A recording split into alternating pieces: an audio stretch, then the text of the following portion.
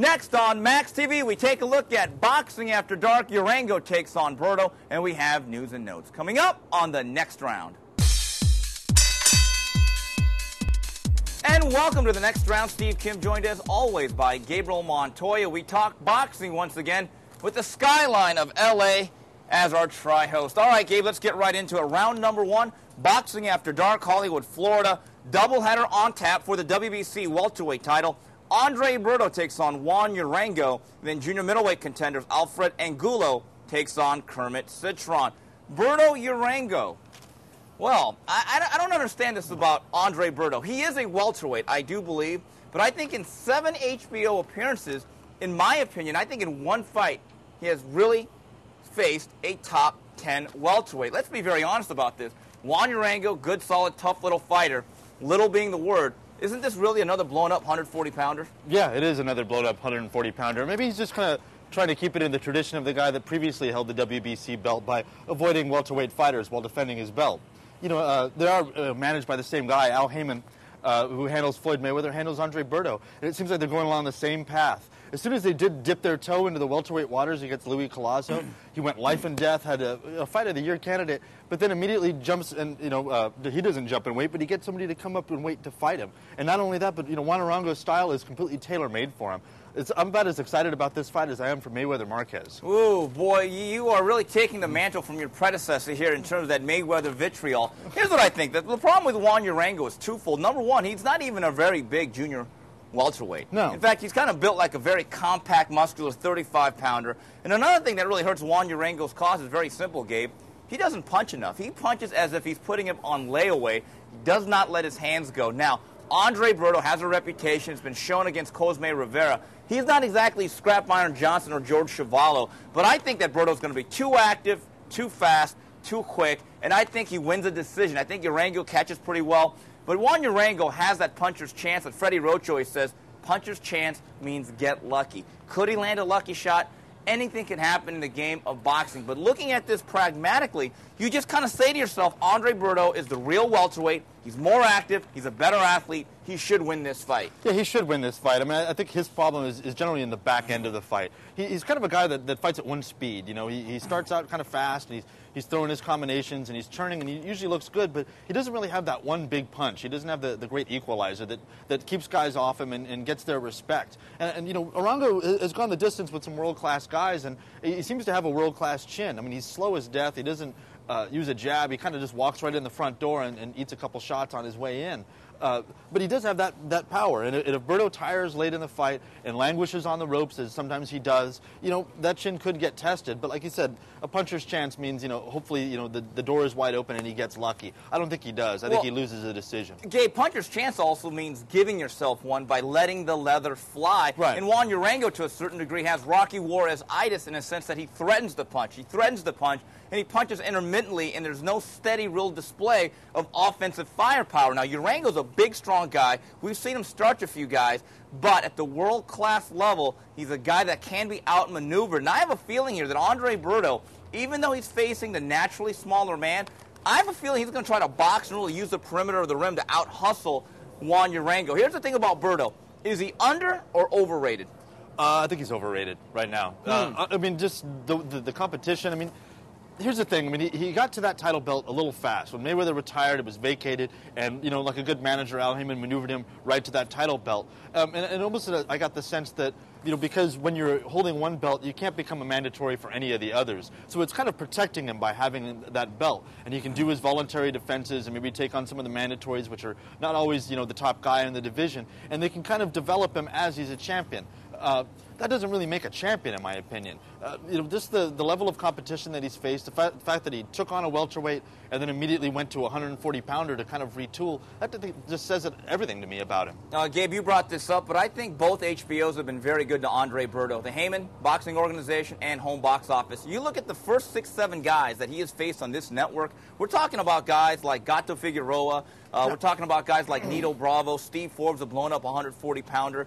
We're talking about Michael Trabant, who was just a journeyman out of Germany, was not very good.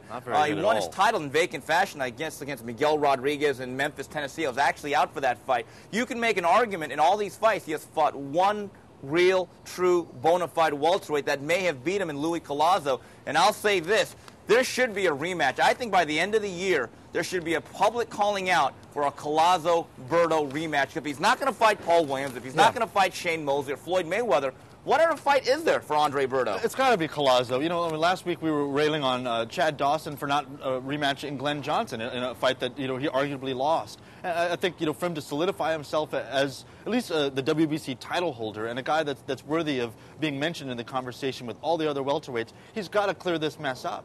I mean, talking to Lou DiBella, the choice after that Collazo fight was, do we go right back to him, or do we take a fight where we can kind of retool and work on some things and then go back to Collazo? And, you know, I'm going to hold them to it. When they win this fight, that's the next fight. There really isn't any other.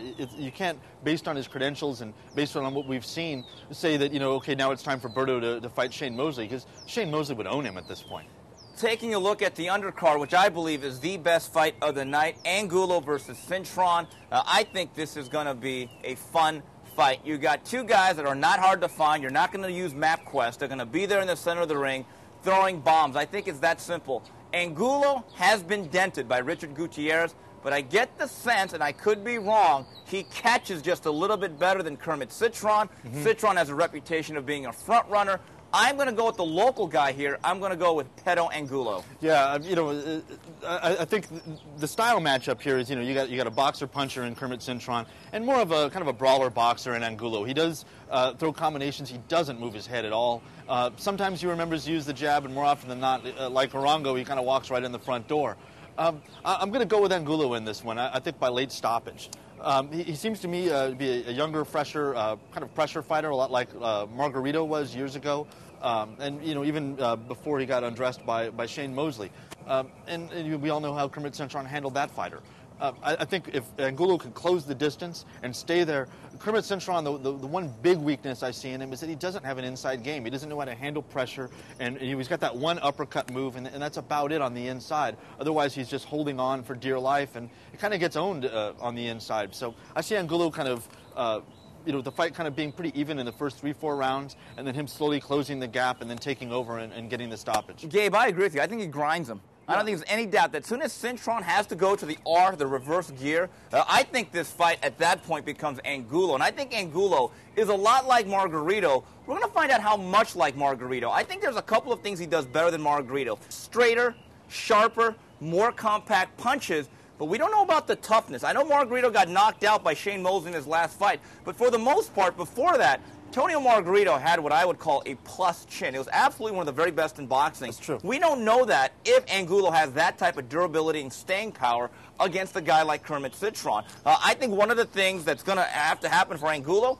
he's going to have to close the gap. I don't think either fighter wants to retreat or box on the outside. No. But I think as soon as that happens, I think it is Angulo's fight. I think Angulo stops Cintron rounds 8, 9, or 10. So somewhere in there. You know, one of the other weaknesses for Angulo is that he does cut.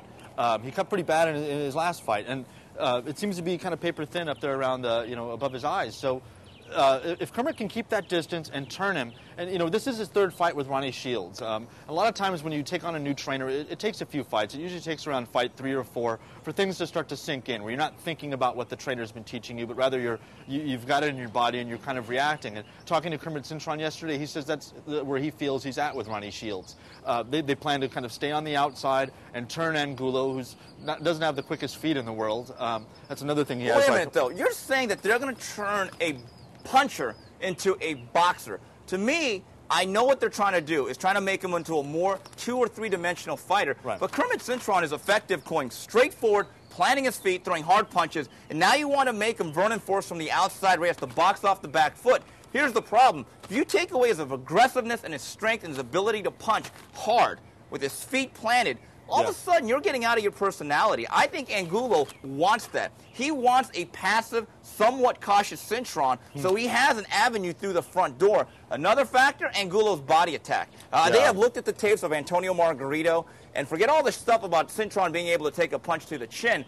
I think they're going to attack the body, and I think that will absolutely be key. But you know what? Ronnie Shields may try to make him into a boxer, but when it's all said and done, Kermit Cintron is Kermit Cintron. He's a guy with heavy hands who needs to act like a puncher. Yeah. Because if he starts to box from the outside and it becomes a retreat, trust me, at that point, he gets hunted down by Berto and Angulo. That's the thing, too. At 154, I didn't see any evidence in the Martinez fight. And granted, Martinez, was running the New York City Marathon in that fight. He didn't seem to land that right hand with the same conviction that he always has. He didn't even seem to throw it that much. And I really question whether or not Kermit's even brought his power up to 154, or if all the surgeries that he's had on that right hand, is something like 3 or 4 at this point, has had either a mental effect or a physical effect on his power. I can't wait to see the fight. I agree with you. He's going to have to stick to his nature. He's going to have to fight in order to beat Berto. And I don't think that he's going to be able to do it at this point. And that's it. That's it. This Saturday, Boxing After Dark should be an intriguing doubleheader. We come back, we wrap it up with news and notes.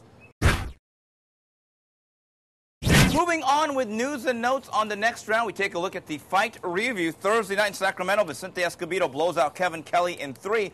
Friday night fights the streak in Antoine Smith with a 10-round decision over Richard Gutierrez. Then Saturday, for the WBC Junior Featherweight title in Monterrey, Mexico, Toshiaki Nishioka with a TKO in 3 over Johnny Gonzalez. And it's the return of Rafa Marquez. He stops Jose Mendoza in 3. Going back up top, I don't know why Vicente Escobedo is fighting Kevin Kelly. I didn't even know about it to the day of the fight. Nice job of getting the word out, by the way. But Kevin Kelly should be given a gold watch and his 401k, because now it's over for the Flushing Flash. Yeah, it's done. There's a guy that's, he showed he's a great commentator. Let's bring him back ringside. Let's just quit putting him in the ring. I never really wondered who was better, Kevin Kelly or Vicente Escobedo, and I'm wondering why they kind of took this step back. I mean, they had him fight on the lightweight Lightning. He showed some mettle in that fight, and then they hand him Kevin Kelly. I mean, this guy, I just don't know where his career's going. I don't understand it. Yeah, you're right about that, because once you get to that level, you beat a Carlos Hernandez on a pay-per-view show in Austin, Texas. I thought it was very interesting that nobody really knew that Escobedo was fighting Kevin Kelly at the Arco Arena till literally a day or 2 before the fight. Yeah. I know it's a stay-busy fight, and I'm all for that. But I'm just wondering, did they really have to choose Kevin Kelly? I mean, who's next? Junior Jones and Tom Johnson? I think it's a little bit ridiculous. Dust off Tracy Harris-Patterson if you want. Kennedy McKinney's a little bit free right now. Speaking of a young fighter that's streaking, though, Antoine Smith, I tell you, this is a hard, rugged, young fighter. He's 22 years old. He has won 4 big fights in a row. Came in as an underdog once again. Talk about a guy who's a Prospect of the Year candidate. Antoine Smith right now, heading away halfway through the year, he's my #1 choice. This guy is a legitimate fighter who's becoming a real contender. Yeah, I really liked his fight, man. I picked him to beat Gutierrez. I just thought, youth would be served, and he proved me right, man. He won that fight the old-fashioned way. He earned it. He stood right in front of Gutierrez all night. He was picking off shots and landing his own. He was very judicious in his punching. He fights very patient, for a guy so young. Very fan-friendly. What I like about him is from the outside, he's very crafty. He could slip and roll the front shoulder with the right hand. Yeah. And he can, once he gets inside, he goes to the body and he grinds. So I think this is a very, very intriguing prospect. And I know a lot of the major promoters, they've had their eyes open, and they are going to be making overtures at Antoine Smith. Johnny Gonzalez, when it's all said and done, there was a chink in the armor. The Achilles heel was right here. Yeah. Could not take a world-class punch. Yeah, I mean, it's kind of sad. I mean, talk about all-action fighter. He's always been great TV, but at such a young age, I don't even think he's 30 at this point, is he? It just seems like he's hitting the end of the road, man. To go on the road like that, and talk about another fight that really nobody was talking about, and then to get knocked out in 3, or technically knocked out in 3. I think maybe it's time to get himself a gold watch. Now, I was able to watch that fight on YouTube. I have not been able to see Rafa Marquez against Jose Mendoza. I don't know what he has left, but I get the sense that to cash out on both careers, now this may sound funny to say based on the nature of their first 3 fights, I don't think that Rafa Marquez or Israel Vasquez should be fooling around with the likes of Celestino Caballero or Juanma Lopez. No. To cash these guys out with the biggest payday possible and to make the best fight for them, I think it's Vasquez-Marquez 4. Yeah, I mean, there's a big, announcement coming out from Vasquez on Thursday, and, depending on who you talk to, he's either announcing his next fight or he's announcing his retirement. I don't know what either of these guys have left. I haven't seen the Rafael Marquez fight either. But yeah, to see them get sacrificed to, a young lion like you said, like Caballero, who's an older lion, or Juanma Lopez, who's the toughest young lion in that division right now, I just think would be unfair, considering what they've given us. I think they're very close to retirement, and they really have nothing else to prove after such a beautiful trilogy that they put on. Moving on, we take a look at a rematch from Finland for the WBA heavyweight title. Ruslan Chagaev takes on Nikolai Valuev. Gabe, and looking back on this first fight, I thought Chagaev did a beautiful job of staying in the pocket, not allowing himself to be engulfed by the size or the bulk of Nikolai Valuev. And I thought the skill level was very, very evident in terms of its disparity. You know what? I think Chagaev, no matter what size, is a better fighter than Valuev. He's done it once before, and Gabe, I think he does it again. I think he absolutely does it again. You know, I don't think he's going to get the knockdown, but, you know, considering that he's got a promoter out there, he should be fine. He's not going to get Evander Holyfield like in Valuev's last fight. But what I thought was beautiful about him is, you know, you're fighting a guy that's 7'2", 350 pounds. You're basically fighting, you know, a giant Russian Shaq. You know, rather than try to match him strength for strength, what Chagaev did was play, you know, he went small. And stayed along the edges of the ropes, kind of lured him to him, and then would turn him. He'd throw a combination and get out of the way. It was a beautiful game plan. He executed it perfectly from rounds 1 through 12. I look for him to do it exactly just the same way again. You know, the thing is, all this talk of who's going to challenge the Klitschkos, who could beat the K2 brothers, I've said for a while, I think the best heavyweight in the world without the Klitschko surname is Ruslan Chagaev. Yeah, no question. You know, he's got the southpaw style, he's got the amateur pedigree, he's got a good chin. You know, I don't know if the power is, you know, I think it's decent. Yeah, it's decent. It certainly doesn't warrant the nickname White Tyson. But, you know, he's as skilled as they come. I think he could beat Povetkin. I think he matches up well with him. I think he could take at least Vladimir Klitschko. Vitaly Klitschko is kind of a harder puzzle to solve, but I'd still like to see it. Wrapping it up with some tidbits here, negotiations are underway for a rematch between Chad Dawson and Glenn Johnson. And here's a fight that's being proposed. August 1st, it would be on Showtime. WBO junior welterweight champion Tim Bradley would take on Joan Guzman. Then on August 22nd, a pay-per-view show, Roy Jones taking on Jeff Left Hook Lacey, going back up top. Dawson, Johnson 2. That's exactly what should be happening. And kudos to HBO. Yeah, they overpaid for the first fight. We'll put that aside. But thank God they're not allowing this to be Roy Jones all over again with one missed mandatory stiff after the other. Yeah. And I give HBO credit. I think they knew they made a mistake, but they're going to make sure the next time Chad Dawson's on their airwaves, it's in a real fight. Yeah, you know, and props to Chad Dawson, man. This is what champions are all about. You have doubt about the first fight? Fine, I'll fight him again, and I'll get it done in better fashion. You know, and it was an all-action fight the first time. This is just great TV. It's a great boxing move, and bottom line is the fans win. And I think it's going to be another tough fight. Chad Dawson is a very skilled guy, but I don't know if he's quite the same guy with the type of same level of confidence that he had coming into last April. The one thing about Glenn Johnson, I know this for a fact, he is a hungry, desperate man. And when men like him are hungry and desperate, they are absolutely tough to throw off. People think this is going to be an easier fight for Chad Dawson. No. Absolutely, positively, no way. This is another 36 minutes of hell for Chad Dawson. Yeah. Gabe, I don't know if you agree with me. I know Joan Guzman is moving up in weight. I know he's really a natural 26, 22-pounder. But you know what? I think this is a very, very difficult puzzle for Tim Bradley to solve, even at 140. Yeah, although, you know, I'd have to, if I had to give the fight a name, I'd call it Nowhere to Run, Nowhere to Hide. I think Bradley's going to be all over him like a cheap suit. I'm pretty excited about this fight. As Guzman has moved up, the style has just gotten uglier and uglier to me. He doesn't sit down on his punches anymore. He kind of pity-pats and moves, clowns a little bit for the audience when he's up on points. And I think Tim Bradley is exactly the antidote to that kind of poison. I'm looking for Bradley to beat him up over 12 rounds. Jeff Lacey versus Roy Jones. Would it be safe to say it's a has-been against a kind of sort of was? Yeah, I'll go with that. Yeah, absolutely. Is there any interest? I mean, you're a boxing guy. You watch everything. I watch everything. But I thought it was interesting that this fight, August 22nd now, August 22nd, there's going to be an HBO show featuring the return of Juan Diaz. Bob Arum's got a pay-per-view show featuring his cast of Filipino champions. And now you got this fight here on a smaller pay-per-view show. I think you have to be one of the last remaining cult followers of Jonestown to actually say, you know what, of all my boxing choices, I'm going to watch Roy Jones and Jeff Lacey in Nolans. Yeah, you really got to have a serious boxing Jones, or, you know, a couple of Well, a Jones for Roy Jones. Yeah, I mean, I'm kind of excited about it. I mean, it's two guys that are waiting. Excited, really? Is that the word you want to use? Excited or intrigued? Intrigued. Okay, intrigued. I'll go with intrigued. You know, Lacey's still got the punch. He looks like he's getting slower with every fight. It's like somebody's just slowly putting nails in all four of his tires. But I don't know. You know, you got two Florida attractions, two guys at the end of the rope. They're not really taking away from the rest of the division, and it's kind of a matchup that interests me. I think Roy Jones, mentally, still a stronger guy, more confident. I think Jeff Lacey has a lot of doubt, and I think that Roy Jones boxes his way to an easier than expected decision. Yeah, that's definitely the scenario. I don't know. I'm kind of a boxing crackhead, so I kind of want to see the fight. I'd probably go Jones by decision. But if he lays on the ropes, you know, Lacey, that's where he made his bread and butter, and he could land those sloppy shots to the top of Roy's head, and anything could happen. All right. Well, if you're a crackhead, then your new nickname is Pookie. Please, oh, please, oh, please, just give me one more hit. Well, that's it for this week's edition of TNR. On behalf of Gabriel Montoya and the rest of Max Boxing, until the next round, goodbye, everybody.